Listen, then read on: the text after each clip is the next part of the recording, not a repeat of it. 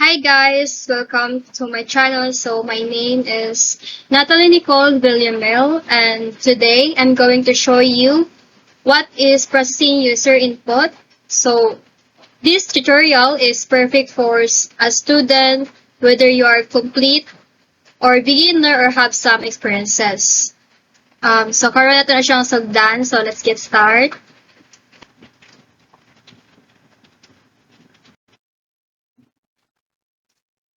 Processing user input means taking input from the user, understanding or converting it, and using it in your program to make decisions, calculations, or display results. So, meaning, ang pagdawat sa input gikan sa user and pagsabot or pag-usab ani. So, og paggamit niini sa program para makamake nito ka og decision, then pag-calculate or pag-display sa result.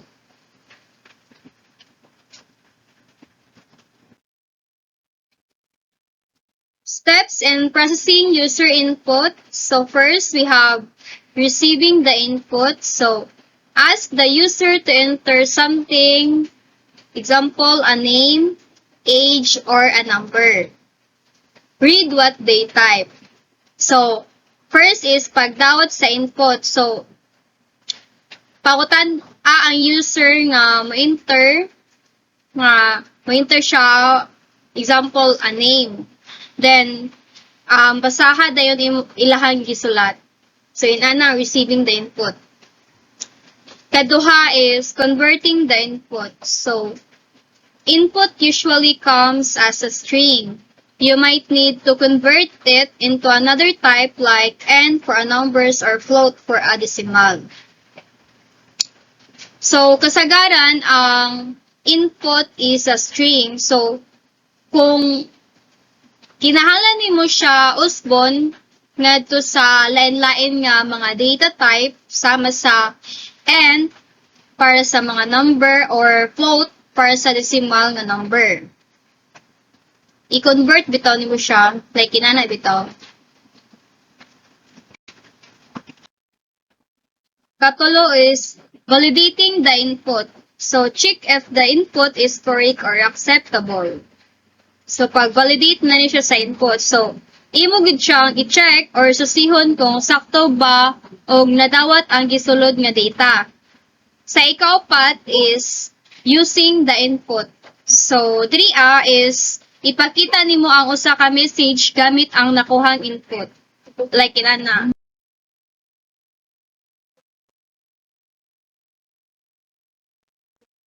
In Python, uses input, close and open parenthesis function. Everything entered is treated as a string by default. So, sa Python is kung gamiton daw ang input, open close parenthesis function.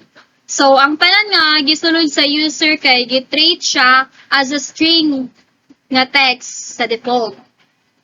So, for example, getting input from the user. So, we have name is equal input, open close parenthesis, then enter your name. Sa age, we have age is equal and open close parenthesis input, then open close parenthesis input your age. So, sa pag-print, ma-print ang hello, then name na imuhang gi-enter, then you are, then ang age na imong gi-enter, then years old. So, ato siyang i-try o code. Try to siya code dito sa VS Code. Ato sa siyang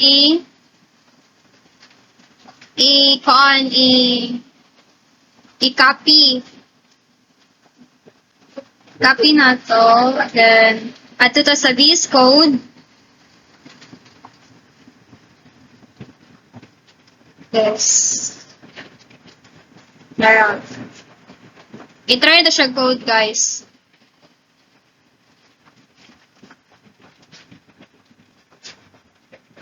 Control S.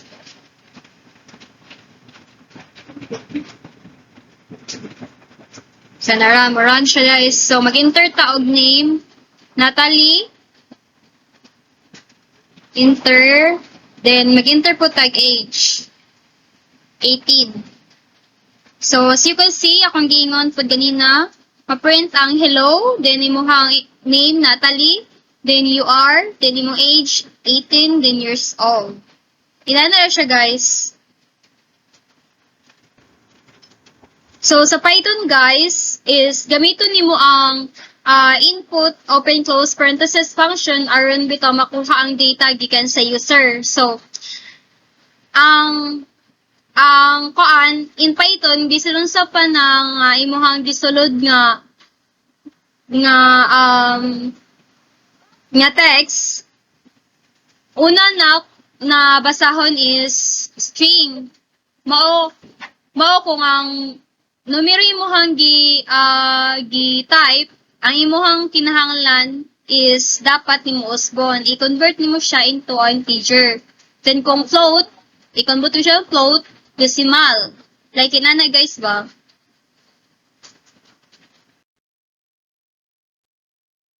So in Java, use a scanner class, you need to import scanner and manually specify the data type. So, sa Java is magamit ka og scanner nga class and kinahanglan nimo siya nga i-import ang scanner og mano-mano, then isulti kung unsa nga klase ang data nga imong gusto. Like for example, inani system.out.print open close parenthesis, enter your name, then semicolon. String name is equal scanner dot next line, open close parenthesis, then semicolon.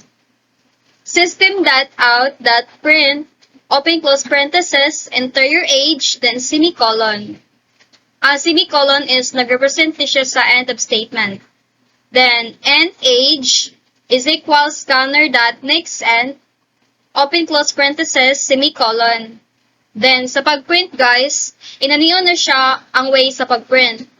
System.out.print line, hello, then i-append ang name, then another append you are, then append ang age, then append ang years old, then semicolon. So, ato ni siyang i-try og code sa VS Code if mo gana ba siya. So, i-try na to guys.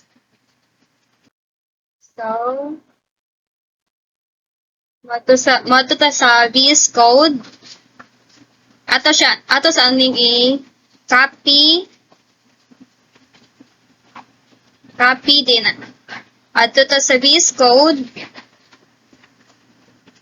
Then, Control S, then ato tayo i-run. So, mo-run siya guys. Tiga na akong code. So, ato siya i-try og enter. Mag-enter tawag ako name, Natalie. Enter. Then, ang age. May enter po tag age nga 18. Then, so, ang ma-result, para sa kong yun ganina, ang ma-result is hello. Then, name nga imong gi-enter, which is Natalie. Then, you are. Then, ang age po na kung ag-enter is 18. Then, years old. Inanion na siya, guys. Next. So, another topic is basic data manipulation.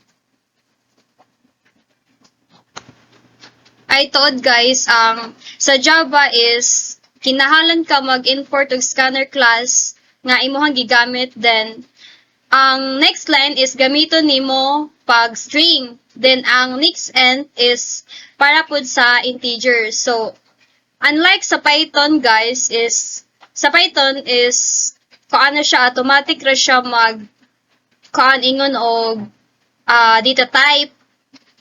Pag ang Java is dapat nimo siya kinahanglan nga isulti nga ang data type nga imuha bitong gigamit. So, narata diri sa basic data manipulation. Basic data manipulation refers to the changing, transforming, or operating on the input or data that you receive.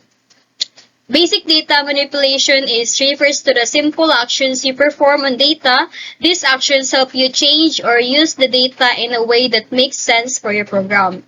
So, kani is nag-refers siya sa pag-usab or pagbag-o then pag-transform sa input o data nga imuha bitong nadawat. So kini is nagpasabot sa mga simple nga lihok is imong buhaton sa data. So ang mga actions is same niini is makatabang nimo siya sa pag-usab or paggamit sa data pamaagi sa pagsabot og angay gamiton sulod sa imong program.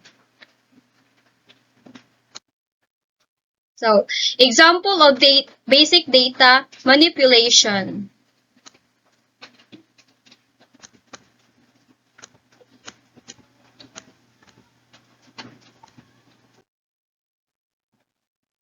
First, we have data cleaning. So, data cleaning is removing or fixing incorrect or incomplete or irrelevant data. So, ang pinakauna is paglimpyo sa data. So, kani is, diri nga part is pagtangtang bitaw or pag-ayos sa mga sayop, kulang o dili kinahanglan sa data. So, for example, we have deleting empty rows in Excel, fixing typos, removing duplicates. Like, inana bitaw mga example sa pagtangtang sa walay sulod nga mga rows sa Excel, pag-ayos sa mga typo, or pagtangtang sa mga double nga data. Data filtering. So, data filtering is picking out specific data that meet certain conditions. So, sa data filtering is pagpili sa data. So, pagpili sa specific nga mga data nga nagtuman sa mga conditions. For example, showing only sales from the last month. So, pagpakita lamang siya sa mga halin or sales sa mga niyaging bulan. Like, inana bitaw. Muna ang data filtering. Sa sorting data naman is rearranging data in particularly order. So, paghanay sa data, like pag-ayo or paghanay sa database sa usa ka form or hanay. So, for example, sorting customer names alphabetically or sorting sales from the high to lowest. So, paghanay sa mga pangalan sa customer based sa ilhang alphabet name or pagsunod-sunod sa mga halin gikan sa pinakataas and to the lowest. Inana. Sa ikaapat, we have data transformation. Changing the format or structure of data. So, pagbago sa data. Then, example is converting data formats, changing text to lowercase, or splitting full names into first and last. So, example is usab sa format sa date, pag-ubos sa mga letra, ang name is lowercase. Then, pagbulag sa mga tibok ngalan nga to sa mga ngalan sa mga last apelyido. Like, inana siya, guys. So, I guess mauna to ako ang topic for today's video. So, thank you for listening, guys.